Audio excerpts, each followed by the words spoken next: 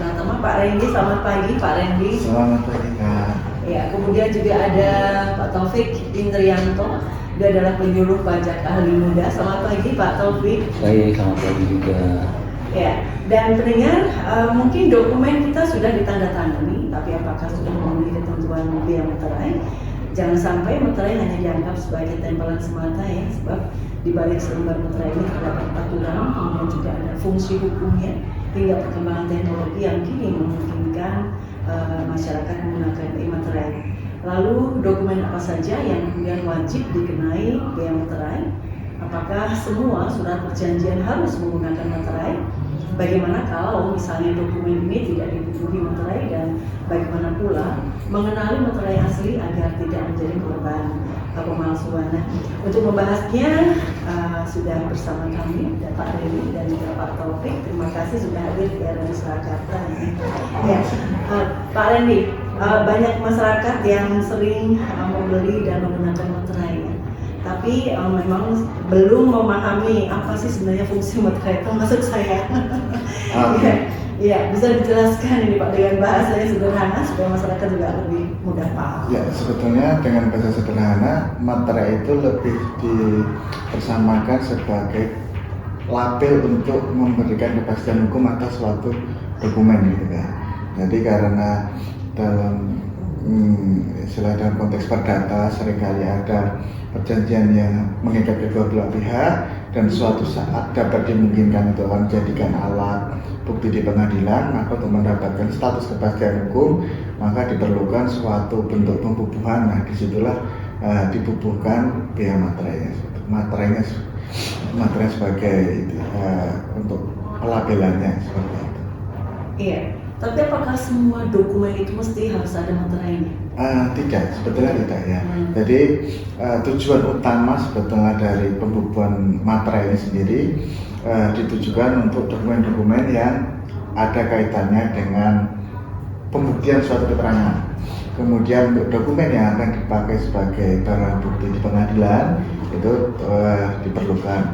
Terus kemudian secara umum kalau untuk yang untuk di sektor swasta, dokumen-dokumen yang memuat nilai angka sebesar 5 juta yang di dalamnya itu nanti dapat disebutkan sebagai penerimaan uang atau sebagai pelunasan utang. Nah, yang dokumen-dokumen yang seperti itu diprioritaskan untuk diberikan pembubuhan materai, termasuk juga dokumen-dokumen terkait dengan surat berharga, giro, bilet, terus kemudian kontrak jangka panjang itu dibubuhkan. Namun untuk dokumen-dokumen yang lain, misalnya ijazah itu tidak perlu, ijazah tidak perlu. Terus misalnya dokumen pengiriman barang itu juga tidak perlu diperlukan. Kemudian terkait dengan apabila kaitannya dengan pekerjaan, bukti gaji kita itu meskipun sangat besar kemungkinannya untuk memuat besaran sebesar 5 juta lebih gitu ya, tapi tidak perlu dibubuhkan materai. Jadi yang kaitannya dengan perkara perdata. Kaitannya dengan perkara perdata. Nah, kalau misalnya ini ada sebuah perjanjian yang ditandatangani oleh kedua belah pihak, tapi belum ada materainya, ini berarti tidak sah.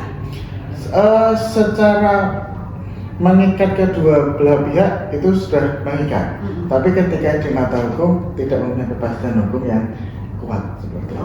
Jadi sah bagi keduanya ya. Tapi kalau kemudian berkaitan dengan hukum itu yang belum jelas. Ya, jadi ketika tidak dibawa ke ranah hukum, itu tetap perjanjian tetap mengikat kedua belah pihak seperti itu.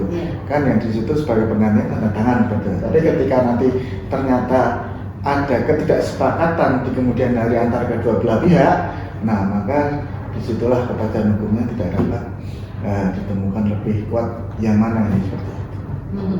Iya, Pak Taufik, mungkin bisa dijelaskan lebih detail lagi ya, kira-kira dokumen-dokumen apa saja sih yang pada dasarnya ini, kemudian juga besarannya. Ini kan ada macam-macam ya kayaknya ya.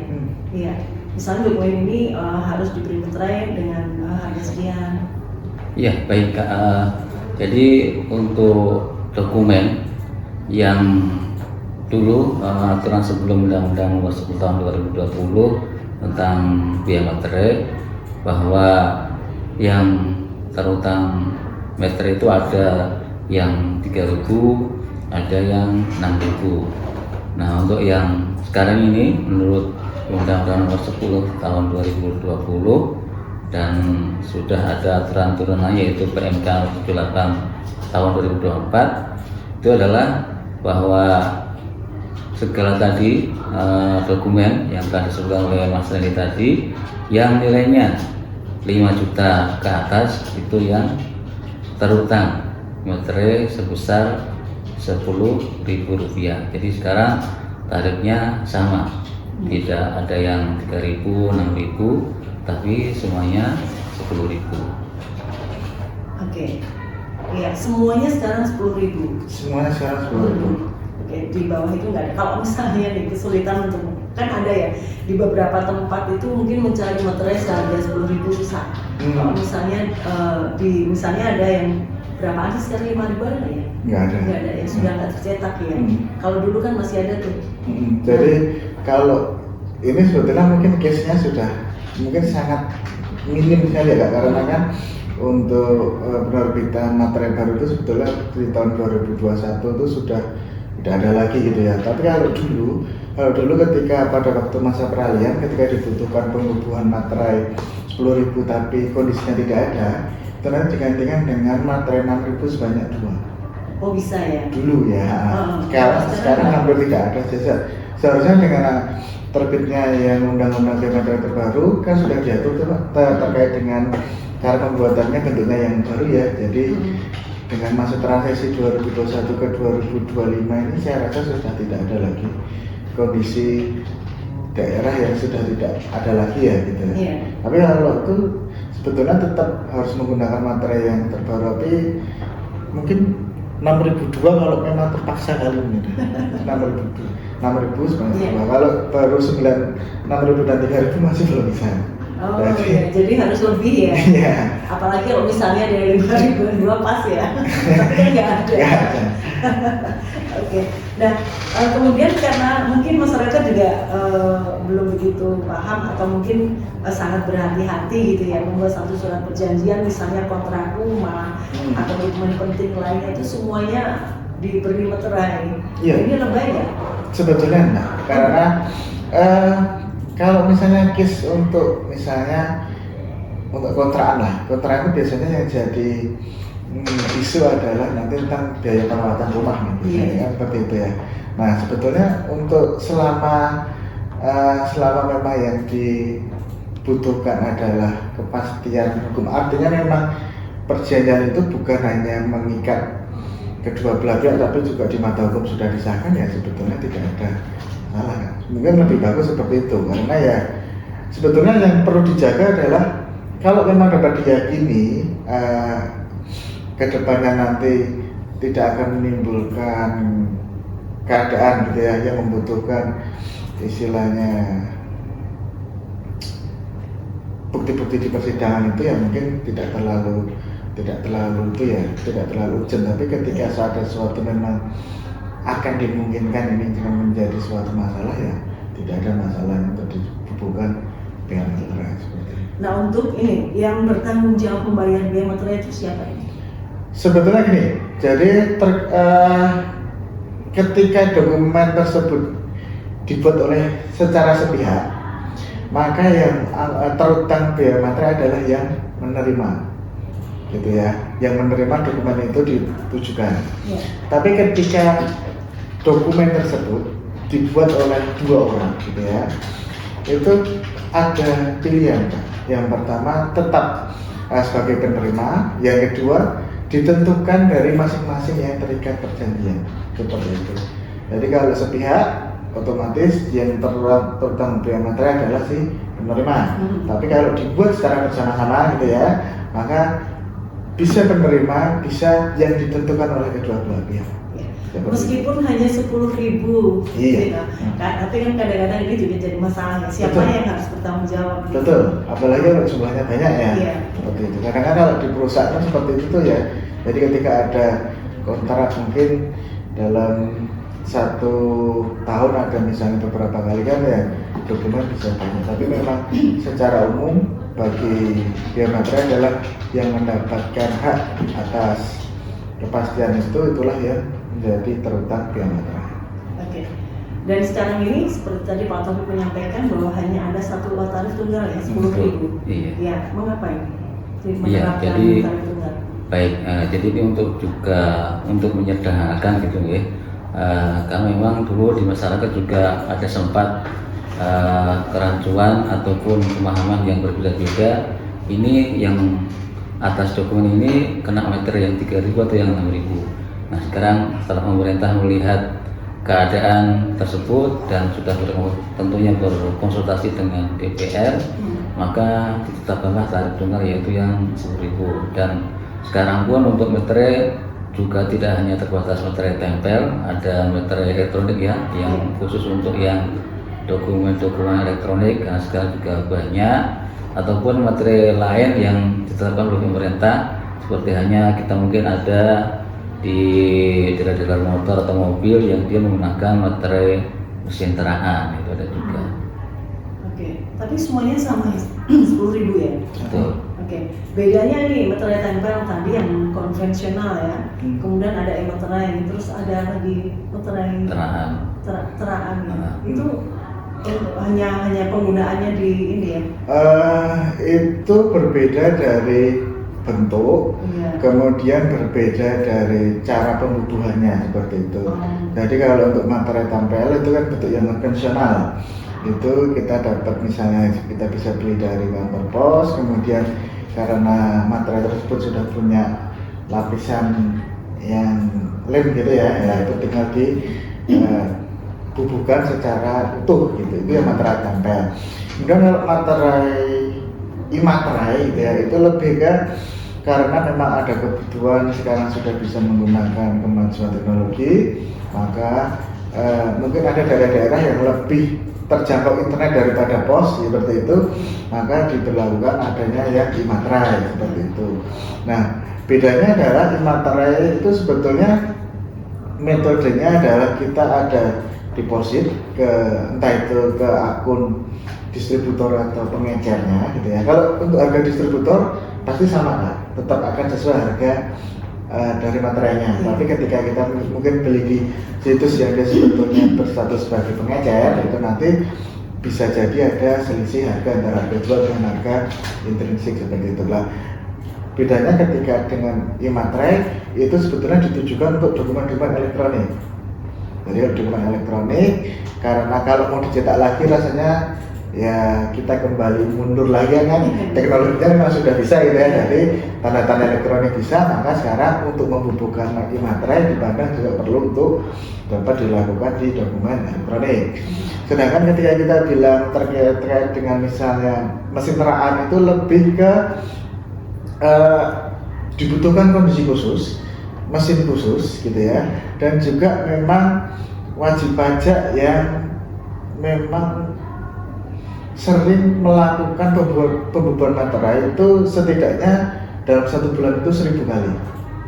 Jadi dengan mesin teraan itu butuh mesin lagi kan, jadi dengan mesin lagi. Nah sekarang mesinnya sudah berubah, kalau dulu manual sekarang sudah mesin teraan digital, tapi ya sistemnya sama. Jadi memang itu ditujukan pada pihak-pihak yang melakukan pembubuhan biomaterai setidaknya 1.000 kali dalam sebulan. Oke, berarti kuantitas ya ini. Kuantitas. Nah, kalau biasanya kan materai tempel itu kemudian kita tanda tangannya memindas itu ya, harus memindas itu ya. Nah kalau kemudian yang saya tahu ya, yang sering di surat menyurat itu kan ada meterainya, kemudian tanda tangannya pun juga elektrik. Kalau e-materai itu malah sebetulnya secara teknis tinggal dibubuhkan di lokasinya mana saja. Ya, jadi kan tidak perlu ditandatangani. Gini, dokumen yang akan dimateraikan itu sebetulnya sudah ditandatangani dulu. Nah, jadi ini dokumen elektronik, kemudian di dalamnya sudah ada tanda tangan. Nah, kemudian, bedanya adalah ketika tempel itu kan ditempel dulu baru ditandatangani. Nah, kalau yang di sini sebetulnya ditandatangani dulu terus diletakkan itu pun nanti masih bisa. Betul. Jadi nanti tinggal kita memilih. Nanti ketika kita berhasil membeli e-materai itu kayak ada semacam gambar icon gitu ya. Itu nanti bisa kita pilih kemana gitu. Jadi nanti itu nanti tinggal sesuaikan dengan tempat yang ada tanda tangannya. Tapi tanda tangannya ini elektrik atau elektronik atau tanda tangan manual? Sebetulnya tidak ada masalah. Jadi ketika itu nanti tanda tangan basah yang kemudian di scan atau memang dari awal menggunakan tanda tangan elektronik sebenarnya tidak ada masalah. Sepanjang itu memenuhi kategori dokumen elektronik ya, kalau memang dibutuhkan untuk e-materai dibutuhkan aja itu tadi e-materai tadi di atasnya. Oke, baik. Dan pendengar tentunya kami buka line telepon untuk Anda. Silakan Anda bisa menelpon di 638 nih. Kalau telepon di 638 untuk WhatsApp silakan menulis saja ya di 081 3900 15525. Sekarang teknologi sudah sangat-sangat maju dan masyarakat pun juga mesti harus waspada ya dengan karena kemajuan teknologi juga seringkali diikuti dengan ya baik dan buruk ini kan selalu menyertai. Iya. Bagaimana untuk mengenali bahwa sebuah dokumen yang sudah ada e-materainya ini benar-benar asli dan sah bagi masyarakat luas yang menerima dokumen elektronik? Ya, sebetulnya yang paling gampang gitu Kak ya. Ketika kita bicara dengan e-materai itu, entah itu materai tempel, entah itu e-materai adalah pertama dari harga perolehannya. Dari ketika harga perolehannya lebih murah dari 10.000, itu kita harus siap-siap dulu tuh. Kita sudah harus aware ya. Jadi karena kan menurut aturan tersendiri, bahkan dari pihak misalnya pos atau dari peruri gitu ya, selaku yang mendistribusikan itu, dia itu harus menjualnya setidaknya harga sesuai dengan nilai materai. Jadi tidak mungkin di bawah itu. Jadi ketika ada kalau misalnya materai tempel, misalnya ada yang menawarkan materai tempel dengan nilai di bawah itu, atau e-materai dia menawarkan, oh ini untuk beli ini cukup mendeposit kurang dari misalnya 10.000, ya kita harus patut aware di situ. Gitu ya. Jadi pertama dari otomatis dari harga. Kemudian kalau untuk materai, kalau mau untuk e-materai itu sebetulnya dari harga sama dari kode pindaian yang ada di e-materai tersebut. Kalau dari materai tempel itu nanti ada kode uniknya itu sebanyak 17 digit. Tapi kalau e-materai 22. Nah ini nanti kalau untuk pemindaian sendiri sebetulnya aplikasi di Play Store pun ada. Jadi kalau mau iseng-iseng coba dipindai aja di bagian e-materainya, kalau memunculkan 22 kode itu ya seharusnya, dan selama harganya itu juga wajar, artinya setidaknya Rp10.000 untuk materai rasanya sudah aman lah. Tapi kalau untuk materai tempel memang ada kan ya, istilahnya ada yang harus bisa diraba dulu karena gini, karena setiap materai itu punya ciri khususnya materai tempel itu punya ciri khusus gitu kan. Salah satunya itu adalah efek raba ya. Jadi ada efek raba, ada efek perubahan warna seperti itu. Nah, untuk perubahan warna memang hanya dimungkinkan ketika dipindai di mesin yang menggunakan sinar ultraviolet gitu ya. Nanti akan berubah menjadi warna kekuningan. Sedangkan untuk efek raba otomatis biasanya lebih kasar lah, ada tekstur. Itu untuk yang materai tempel. Jadi kalau yang materai tempel biasanya kita kalau mau setidaknya untuk orang awam yang mencoba ya diraba kemudian digoyangkan, karena otomatis bahan untuk bahan baku pembuatan materai sendirian bukan kertas biasa gitu ya. Jadi memang ada sisi beda dalam goyangannya seperti itu. Itu kalau untuk membedakan ya, gampangannya seperti itu. Jadi kalau misalnya saya yang menerima dokumen elektronik, ya kan, di situ sudah ada materainya. Kemudian dia tadi mengenali bahwa oh ini sah ini, asli ini, bukan palsu. Sekarang itu kan yang EEE itu kan juga bisa dipalsukan. Betul. Jadi harus seperti itu tadi. Iya, pindah aja dulu. Kalau keluar ada 22 nomor, nah itu nanti bisa setidaknya sudah muncul 22 nomor. Dan kalau memang masih belum yakin lagi, biasanya kontak bisa apakah 22 nomor ini memang benar gitu ya. Oke. Baik, itu kan yang perlu diketahui oleh Iya. masyarakat. Kadang-kadang kan diabaikan. Yang penting sudah ada Sudah ada, meterainya, ya. sudah ada tanda tangan berdua gitu kan. Tahu-tahu ternyata Bu. Kata cuma Photoshop gitu ya. Juga mungkin ini Pak, terkait materai tempel yang sah ya. Iya. Kadang juga materai pernah digunakan nih, sudah tertulis tanggal lama, Iya. terus pernah ada coretan tanda tangan, nah, itu juga termasuk materi yang tidak sah. Tidak saya. Harus Jadi dicek juga. mungkin kan daripada beli gitu kan. Oh ini mumpung ada nih sudah nggak terpakai nih. Ya. Hanya tinggal coretan sedikit mungkin ditimpa aja lah dengan tanda tangan kita. Ternyata ketahuan juga. Iya, itu kalau di bank kan nggak boleh ya, dua kali tarik dari situ kan nggak bisa. Oh, jadi kalau misalnya ini sudah ada materainya nih, sudah kita tempel. Kemudian tanda tangan kita itu mungkin kecoret atau apa itu nggak ini ya? Bagi yang mengetahui seharusnya nggak bisa. Nah, tapi kalau yang istilahnya berkompromi dengan itu gitu ya, ya kita tidak bisa menanggulangi unsur kompromi gitu ya. Tapi kalau bagi yang paham sebetulnya sebaiknya itu Harus diganti. ya. Oke, baik. Kan yang kemungkinan melakukan kesalahan itu kan ketika tempel ya. Jadi di surat fisik itu ya.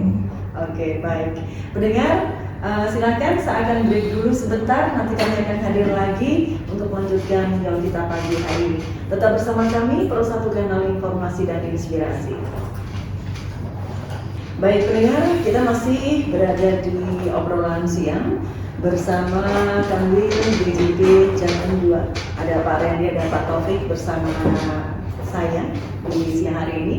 Dan 638-055 tetap kami buka untuk pendengar ya. Nah, selama ini kan masyarakat itu termasuk saya mungkin ya.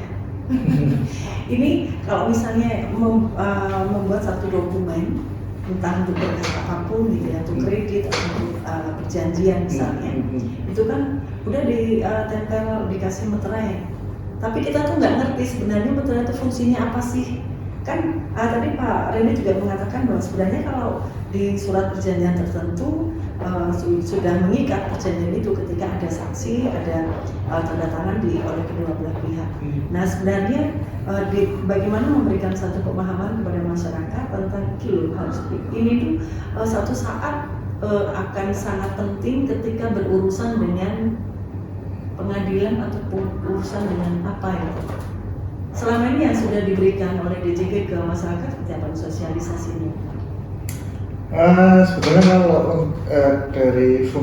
kalau dari peran DJG sendiri betulnya ketika memang dalam proses sosialisasinya untuk edukasi kita memang seringkali memberikan informasinya berupa pas kegiatan tematik gitu ya, jadi tidak selalu memang untuk yang terkait dengan biaya materai. Tapi sebetulnya ketika tapi kalau untuk di kalangan misalnya teman-teman yang sering kali berdagang itu ya, atau ya setidaknya sering melaporkan pajak itu, sebetulnya dari situ kita sudah coba untuk terus kita persuasi gitu ya, untuk dokumen-dokumennya yang terkait dengan kontrak atau perjanjian dengan lawan transaksi itu nanti untuk dihubungkan dengan biaya materai. Memang yang sedikit menjadi perbedaan itu adalah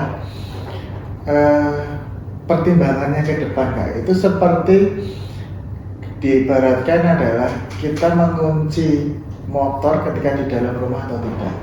Jadi yang sebetulnya ya bisa kejadian bisa tidak seperti itu. Itulah mungkin yang menjadi sedikit agak berbeda dalam treatment di bea materai. Beda halnya ketika itu ditujukan untuk dokumen surat-surat berharga atau dokumen kontrak berjangka yang diampu oleh pihak lain, misalnya pihak bank, itu kalau itu wajib. Jadi memang di-push untuk menggunakannya gitu ya. Tapi ketika perjanjian antara dua pihak dan apalagi kalau perjanjiannya itu masih ada ikatan keluarga atau masih ada relasi, biasanya di situ agak mulai kendor. Ya, jadi memang itu tadi efeknya mungkin asumsi baik ya. jadi tidak ada urgensi untuk membubuhkan materai seperti itu. Nah, sekarang ini kan untuk membeli materai yang tempel itu kan cukup mudah ya. Banyak yang sudah masyarakat mudah lah untuk mencarinya. Oke, sebelum saya lanjutkan ada pendengar bersama kita. Selamat pagi. Oke, selamat siang, Pak Cu. Ya, silakan Pak Cu. Nih.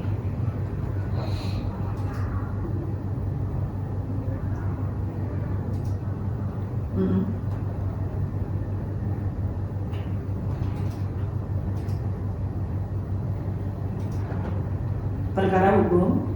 Ya, betul. Sepakat, Pak.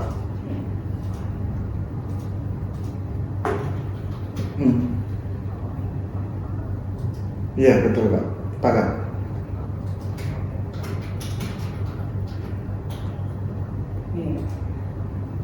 Iya, betul. Yes.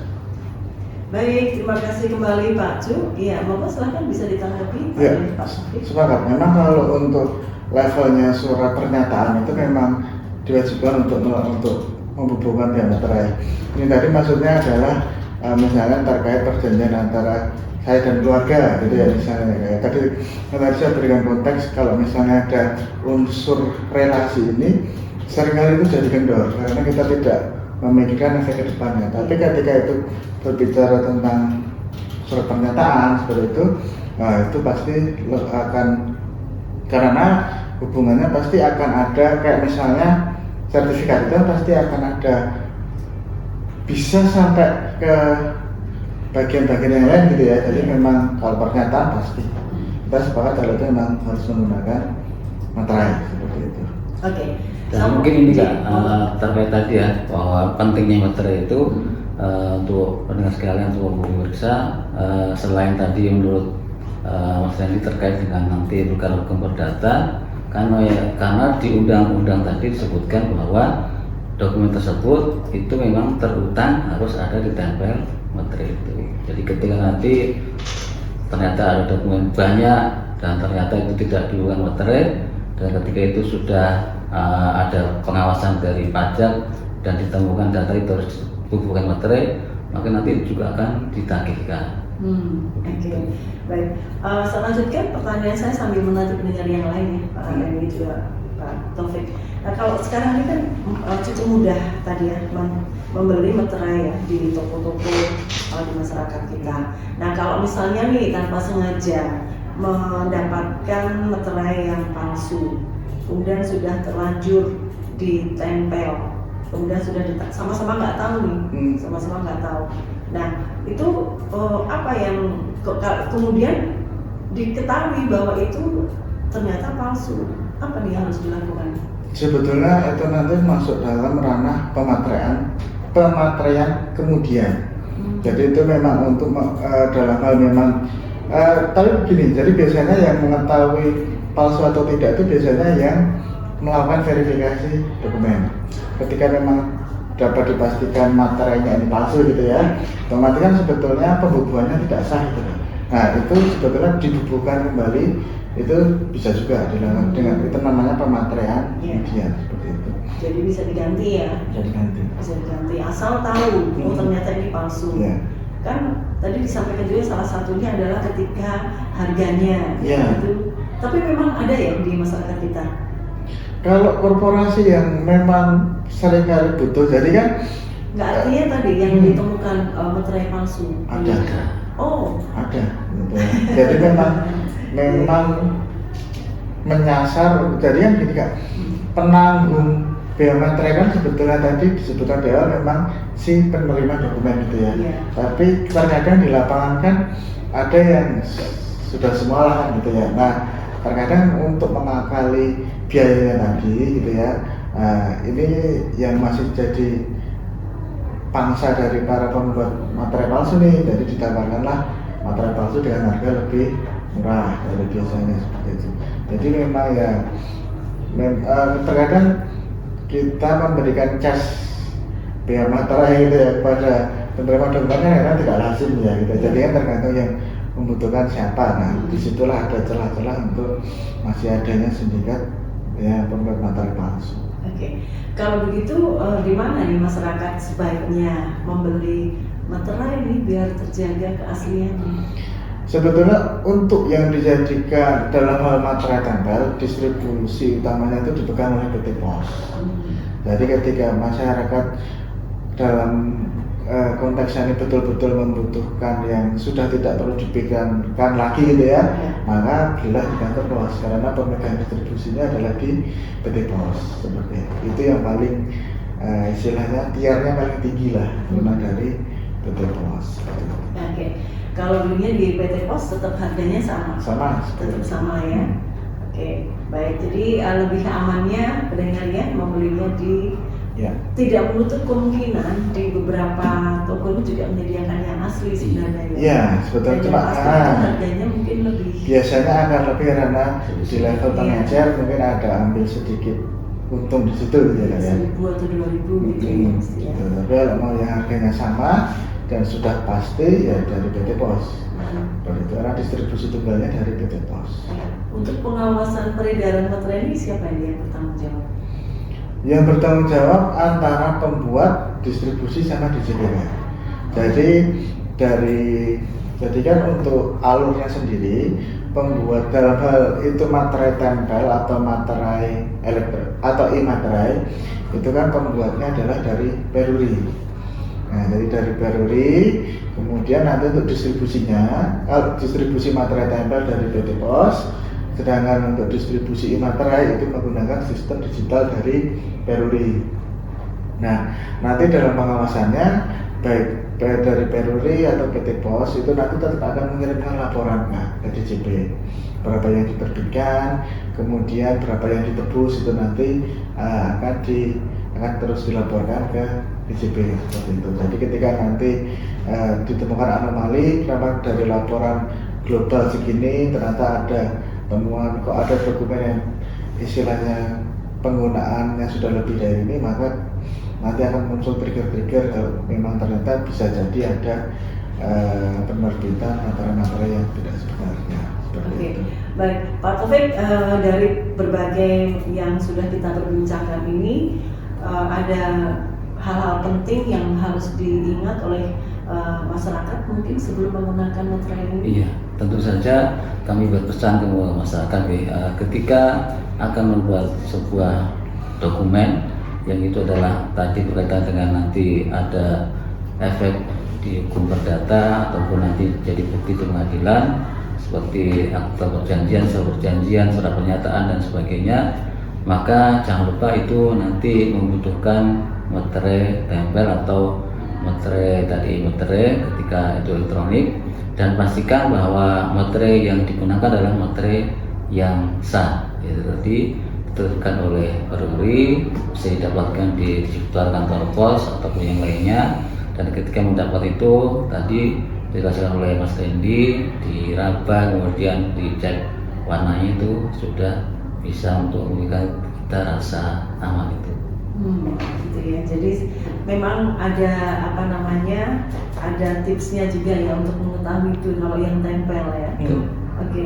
Mas Edi, kalau misalnya nih masyarakat kan mungkin ya yang sudah terbiasa membuat surat perjanjian atau apapun itu pasti sudah sadar bahwa ini harus pakai materai gitu ya. Dan tapi masyarakat awam misalnya membutuhkan satu penjelasan, ini kira-kira surat yang saya buat ini perlu materai nggak ya, itu bisa langsung mana? Kalau terkait dengan informasi perpajakan, kalau misalnya ada yang dibutuhkan pertanyaan atau tidak, itu nanti silakan konsultasi ke semua kantor perpajakan dilayani Pak.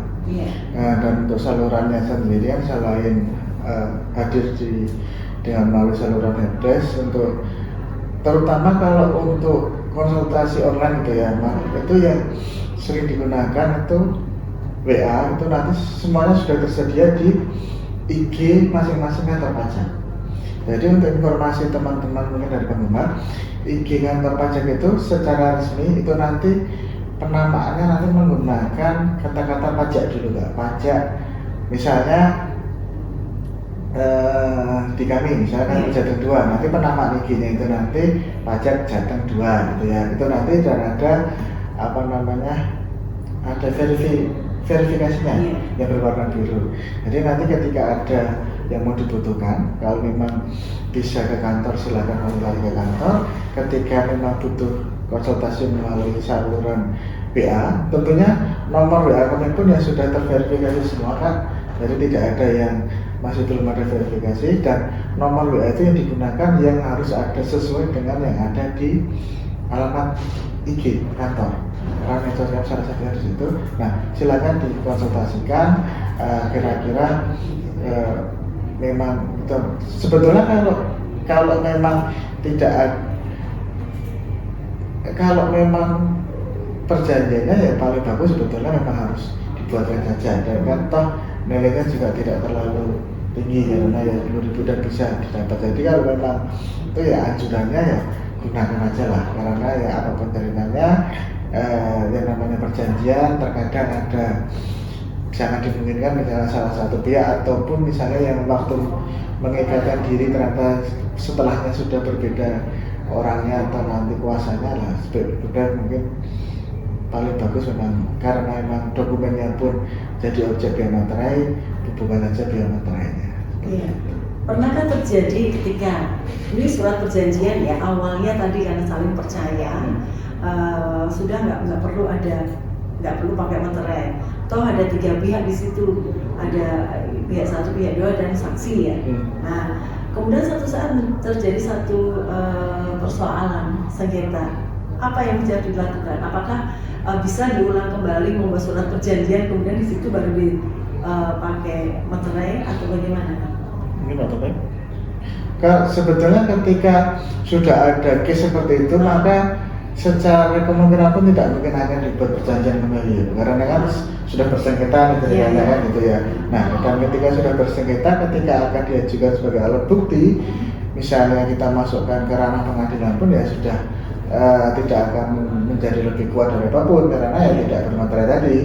Jadi ya istilahnya sudah terlanjur tanpa materai otomatis tidak menjadi alat bukti yang kuat seperti itu. Dan nanti mungkin ketika didaftarkan di pengadilan gitu nanti kan akan diverifikasi dari pengadilan terkait dokumen-dokumennya. Ketika itu nanti ternyata harus ada materai dan tidak ada, itu tadi yang ada mekanisme pemuteraian kemudian, jadi ditanggalkan baru sekarang ketika sudah diperiksa. Ya, yang terakhir kemarin dulu materai 3.000, kemudian naik 6.000, sekarang 10.000. Apakah nanti akan ada kemungkinan naik lagi? Dalam hal itu kita memang tidak tahu karena sebetulnya proses pencantuman angka gitu ya pada materai itu memang bukan bersifat profit oriented, jadi memang lebih ke kalau dulu dipandang ada 6.000 dan 3.000, sekarang disederhanakan dengan 10.000 itu ya waktu itu pertimbangannya memang lebih ke simplifikasi urusannya saja seperti itu ya, jadi tidak ada unsur profit oriented. Jadi kita tidak tahu apakah karena tadi seperti kita tahu dalam unsur materai tadi tetap ada materai itu punya ciri khusus, ada unsur pengamannya gitu kan ya. Nah, apakah teknologi dalam buat itu nanti akan ada kenaikan seperti apa kita juga tidak tahu. Karena materai itu dirancang khusus, memang ada unsur pengamanannya, jadi memang bukan hanya sekedar cetak gitu ya. Nah, apakah 10.000 itu nanti ke depannya masih akan merupakan sesuatu yang masih relevan, karena kan bisa juga nanti untuk pertimbangannya mungkin 10.000 ketika ada misalnya pengembangan misalnya 10.000 dirasa tidak memberikan unsur kepastian hukum, ya bisa jadi nanti akan ada penyesuaian berikutnya. Yang jelas dari unsur 10.000 itu tidak ada nilai untuk profitnya sudah tidak memang itu. Ya, tapi ketika naik menjadi 10.000, ada yang menggunakan sampai tadi sebulan ribuan tadi. 1.000 ada. 1.000 ada ya. Nah itu nggak ada komplain sampai saat ini yang masuk ke BJP. Sebetulnya tidak ada komplain ya, karena kan lebih ke memberikan kepastian hukumnya itu yang dicari. Gitu kok ya. naik nih tarifnya nih materai? Iya, dan itu kan dibebankan ke penerima dokumen. Jadi misalnya kan ketika pabrik, ketika dealer membuat dokumen-dokumen yang diberikan materai itu kan dibebankan ke konsumennya, bukan ke tadi. Ya, jadi konsumennya ya yang Betul. dan itu pun juga paling 10.000 tadi ya, Iya. orang ya, tinggal berapa dokumen yang dia punya gitu ya. Ya, ya seperti mekanisme pasar pada umumnya lah kan. Jadi ketika naik itu akan jadi kok sekarang naik, tapi ketika dipertimbangkan daripada menggunakan 6.002 ya Iya, lebih yang bagus penting 10.000. satu 10.000 gitu. Baik, oke. Dan pendengar, dari perbincangan kita pagi ini kita bisa belajar bahwa materai ini bukan sekadar tempelan ya agar dokumen kita terlihat resmi. Jadi masyarakat perlu memahami kapan dia materai ini dikenakan, kemudian bagaimana cara menggunakannya dengan benar, serta pentingnya memastikan materai yang digunakan ini merupakan materai yang asli. Nah, di tengah perkembangan dokumen digital, pemahaman ini juga menjadi sangat penting. Jangan sampai kita mudah menggunakan materai tapi tidak memahami fungsi dan ketentuannya. Oke, terima kasih Pak Randy, Ya. penyuluh pajak ahli pertama, dan Pak Taufik, penyuluh pajak ahli muda dari Kanwil DJP Jawa Tengah 2, atas berbagai informasi yang dan edukasi tentunya yang sudah dibagikan kepada pendengar. Dan pendengar, kami akhiri obrolan siang kali ini. Saya Dewi Martani undur diri, dan ingat nih bahwa jangan hanya tahu menembak materai, tapi pahami kapan dan bagaimana menggunakannya. Terima kasih, sampai jumpa dan tetap bersama kami Pro 1 Channel Informasi dan Inspirasi.